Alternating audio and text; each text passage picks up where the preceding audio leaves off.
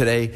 There's a problem in your testimony, and I don't know if you know it. You've testified that you value free speech so much that it doesn't harm.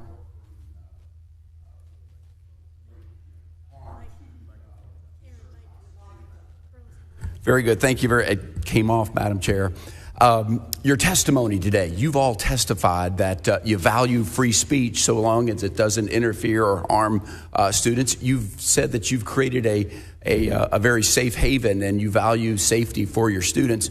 The problem is the evidence doesn't support your testimony. Just as we started our meeting, the videotape showed what's really happening on your campus.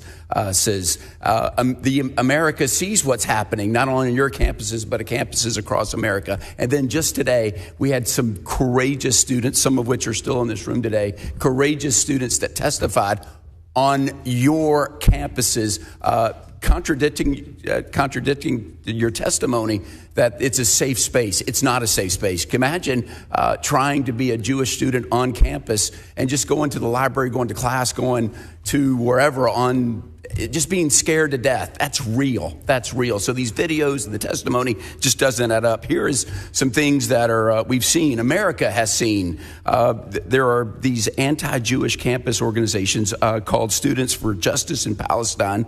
They've been suspended and kicked off many campuses, but none of yours since October 7th. Their purpose is to just harass and intimidate Jewish students into retreating from campus life. President Gay, there are numerous videos of Students for Justice in Palestine. At Harvard, they're known as Palestine Solidarity Committee, assaulting, intimidating Jewish students on your campus. When Palestine Solidarity Committee took over University Hall, instead of removing them, your administration gave them burritos. President Kornbluth, in one of the most observed, crazy campus incidents of the past 2 months, a viral video went of a math professor at MIT handing his lecture over to MIT's version of Students for Justice in Palestine, the MIT for Palestine Coalition, who invoked lies and just called for hatred and harm against Jewish students. And he sat and watched this. So here's your chance to tell America who's gotten fired, what organizations you've kicked off your campus. Does anybody want to jump in and say, we kicked them off or we've expelled students? Anybody want to jump in?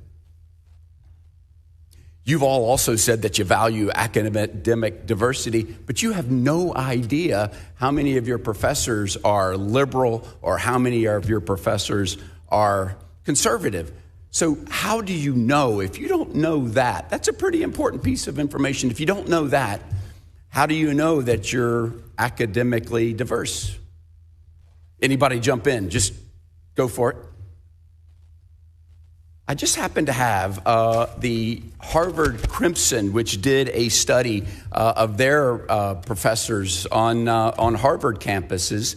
This is dated last year. 80% of professors either identified as liberal or very liberal. 80% of the faculty there versus 1% identified as conservative, 0% identified as very conservative. So 80% versus 1%. President Gay, is that the type of academic diversity that you brag about at America's leading institution, Harvard? We seek to have a very diverse campus on every dimension. 80% versus 1%, you would say that's diverse. Madam Chair, I'd like to yield the remaining of my time to the gentlewoman from New York, Ms. Stefanik. Thank you.